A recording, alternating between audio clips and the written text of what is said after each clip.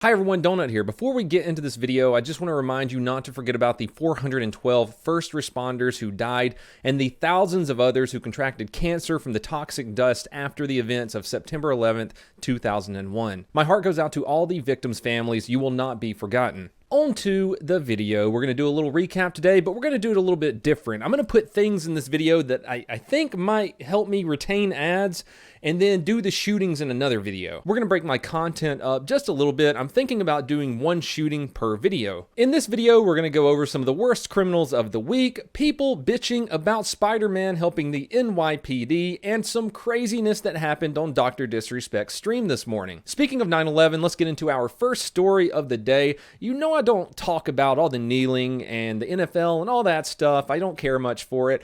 But I came across a little interview today and I couldn't help but to share it with you fine people. Millionaire NFL player Devin McCourtney stated in an interview today that him and all his friends kneeling could be compared to first responders saving lives on 9/11. I think a day like today where we're talking about 9/11 everywhere, I think it's the quality of what people went through when they were trying to rescue lives.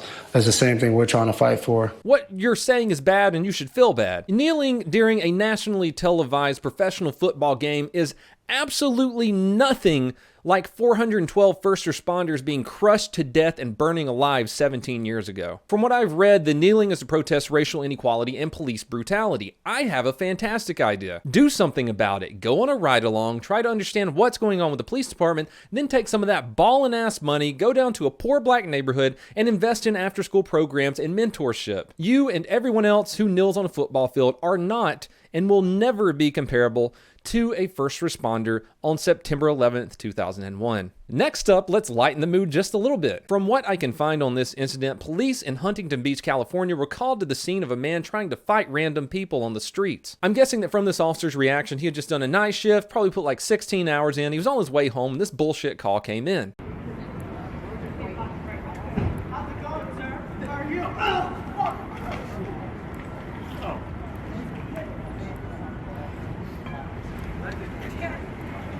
People say that to this day, that man is still laying there. Next up, out of Fresno, California, we have yet another person who makes very, very poor life choices when in the presence of the popo. Last week, 23-year-old Adolfo Martinez got a wild hair up his ass and thought it would be a good idea to climb on top of a Fresno police car and cause thousands of dollars worth of damage.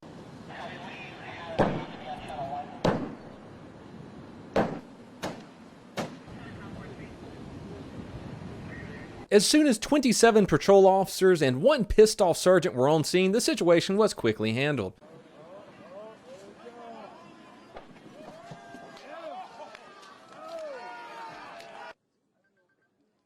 Bet you won't be doing that again. In other news, the South Yorkshire Police Department has made a public service announcement saying that if someone hurts your feelings online, please report it to the police. In their tweet, they've stated, in addition to reporting hate crime, please report non-crime hate incidents, which can include things like offensive or insulting comments online, in person, or in writing. Hate will not be tolerated in South Yorkshire. Report it and put a stop to it. Hashtag hate hurts. The tweet was posted with a picture that explains, according to them, exactly what a hate crime is. A hate crime is an incident or crime which is perceived to be motivated by prejudice or hostility against a person's race, faith, disability, sexual orientation, or gender identity. So a hate crime is based off of the individual's perception. So does that mean I can report the South Yorkshire Police Department to the South Yorkshire Police Department because I perceive this tweet to be offensive to freedom of speech? Oh, wait a minute. This is the UK. Oi, this meme is offensive.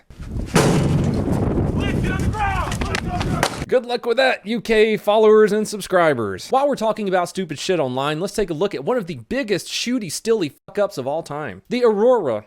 The Aurora Police Department recently released video of a botched shooty stilly on an e-cigarette store.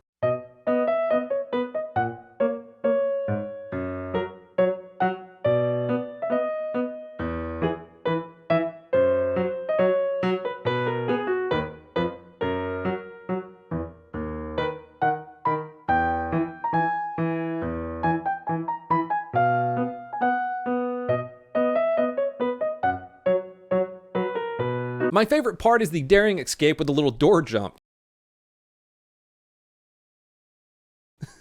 What the hell was that? The weapon that the robber used in the attempted shooty steely is a BB gun, and police are still searching for the suspect. This isn't the United States, but I'm going to share it anyway because a robber gets whacked with the giant pole of justice. It's like a cartoon. It's hilarious. In the video, the guy on the motorcycle attempts a shooty steely on 3 men walking down the road. At first, they're like, okay, fine, here, have our shit, but it looks like the robber drops his gun, so they start beating the dog shit out of him with fists and shoes.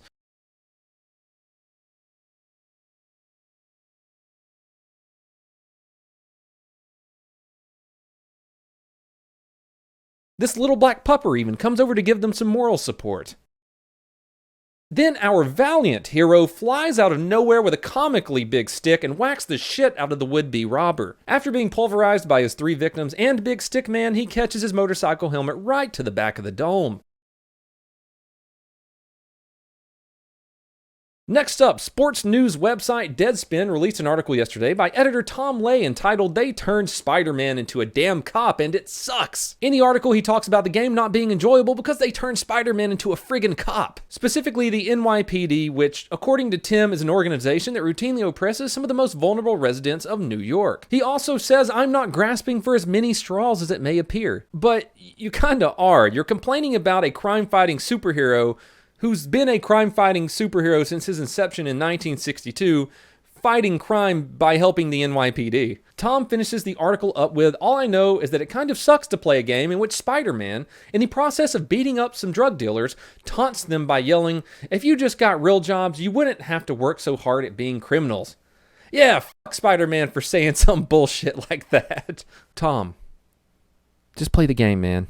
Shortly after hearing that Spider-Man might be a cop, Sean King tweeted this: "Oh my god, Spider-Man just webbed an unarmed black teenager. He was only 15 years old. Hashtag this is why we kneel." And then provided 0 evidence that that ever happened other than Lee Merritt told him it happened. And our last story of the day, Dr. Disrespect had some crazy shit happen on his stream this morning. If you don't know who Dr. Disrespect is, he's one of the biggest streamers on Twitch. He's a hilarious dude with a mediocre mustache. He abruptly ended his stream today after saying someone had shot at his house and broken a window.